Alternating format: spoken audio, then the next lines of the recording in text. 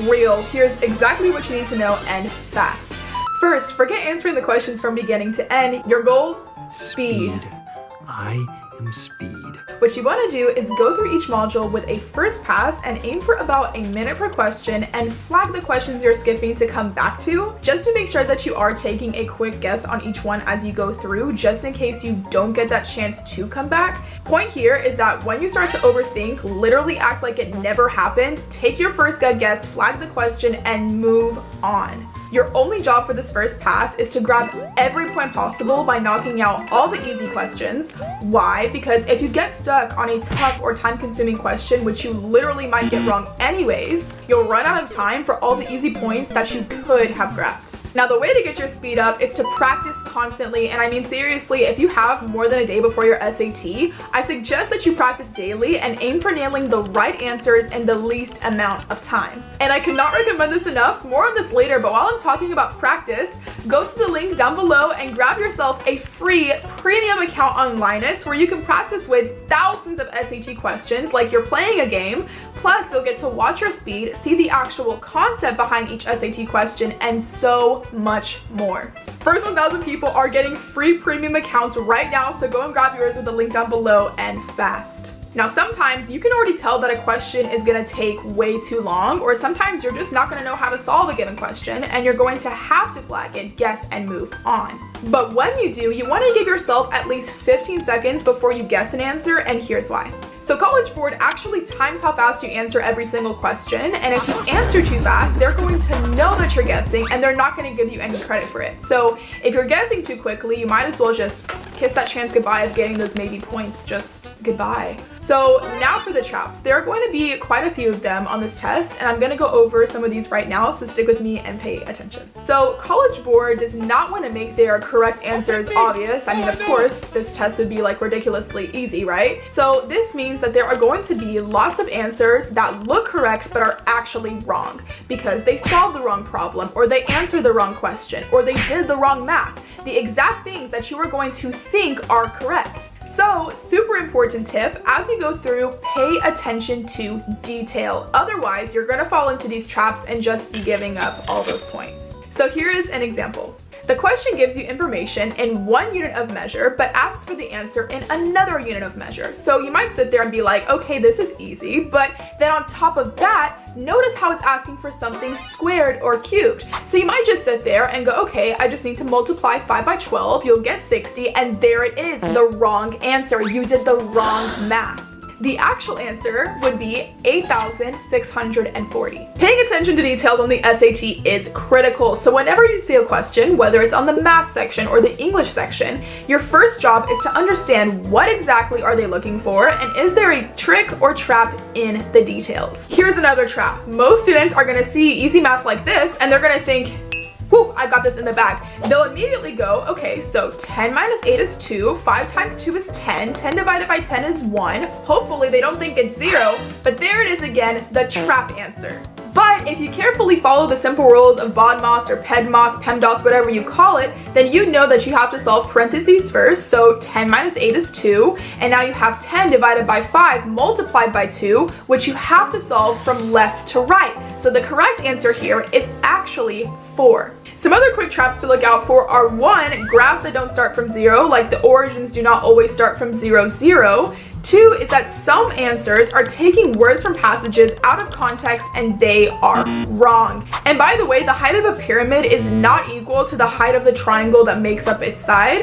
And there are, of course, tons more traps like these, and link down below in my description below where I've linked some more resources that go into much more detail. You want to remember that College Board will try to trick you, and they will also try to slow you down.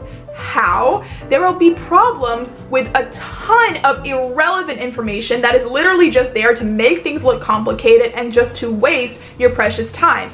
Both the math section and the English section will have this, so you just have to remember to focus on the question, the whole question, and nothing but the question, and you will save yourself a bunch of time. So let's look at a typical time waster that you will see on the SAT. So by the time you're done reading this, you would have literally grown a beard trying to wrap your brain around all the information that's being thrown at you, and you would have wasted minutes of your precious time. So here's a tip. Look for the question mark first, in other words, the actual question. If X servings of the smoothie are consumed per day, what % P of the daily recommended intake of vitamin C is provided by the frozen berries in the smoothie? That's the question. Answer the question and only care about what is actually relevant to the question. And the question is definitely asking you for an equation that expresses the percentage P in terms of X. So what do we care about? Well, we definitely care about the daily recommended intake of vitamin C, obviously. Okay, so how can we fish for that in the text? Oh, look at that. So 1 cup of berries provides 20% of the daily recommended intake. Cool. So let's look back at the question. If X servings of the smoothie are consumed per day, so X is the number of servings. Obviously, we need to care about how many berries are in a serving of that smoothie. And wow, look at this. I sound so energetic, whatever.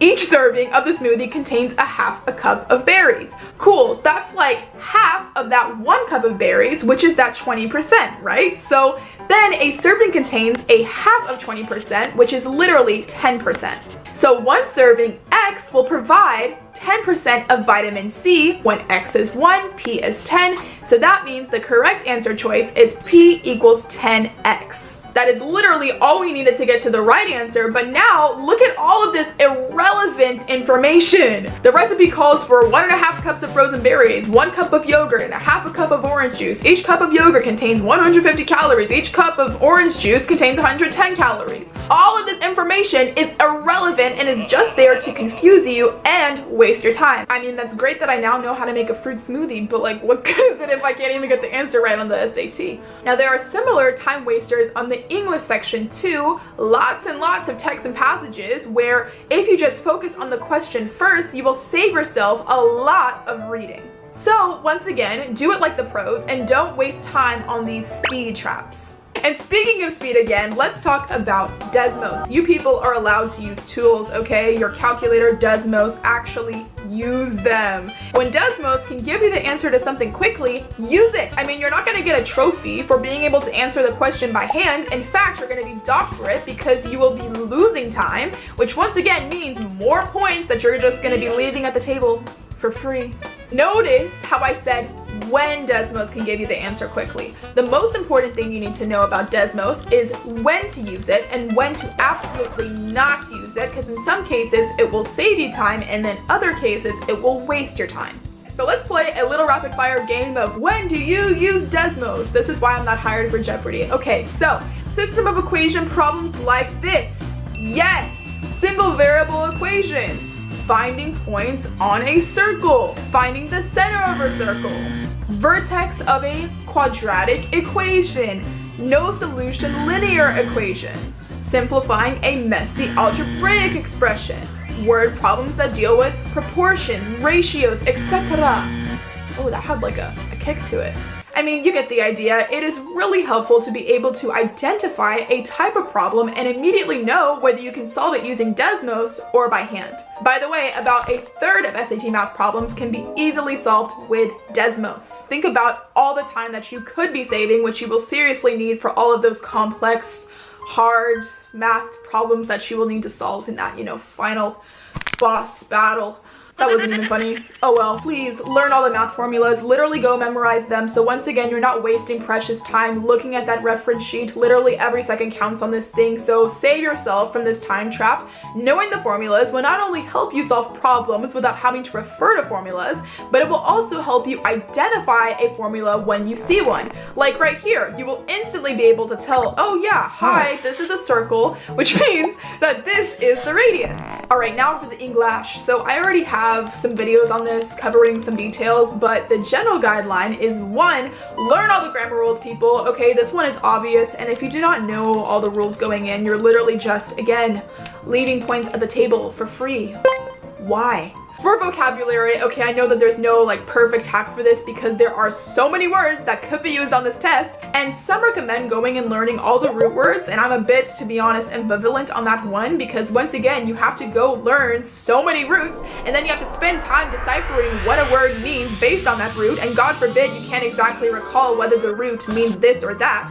Here's my advice. If you're running out of time and your test date is coming up fast, your best bet is to study high-frequency words. Especially learn all the different ways it can be said that something is agreed upon, or not agreed upon, or disputed, and so on, because this will help you on all those text questions where you have to understand that one person's opinion is different from another's or similar, and so on. Similarly, you want to learn all of the lingo that you potentially could encounter on math word problems. You know that this is when your like reading comprehension somehow ends up in your math section, and I will link resources down below for deeper dives into all of those things. And at the end of the day, remember to take a deep breath, do the things suggested in this video, and you'll be well on your way to approaching the SAT the right way. If you've not already joined the Scholar Circle Discord community, what are you doing? The Scholar Circle Discord community has so much readily available there for you like to go and take advantage of, from like, you know, vocab drops to SAT score boost sessions and so much more. Get into the Scholar Circle Discord community, you will not regret it. Remember that you have to practice doing all this so you can actually go and get good at it. Once again, go to the link down below and grab yourself that free account with Linus. No need to go and pay hundreds of dollars to access it. You can literally right after this video go and get your account, and I promise that it will be worth your time. Again, the first 1,000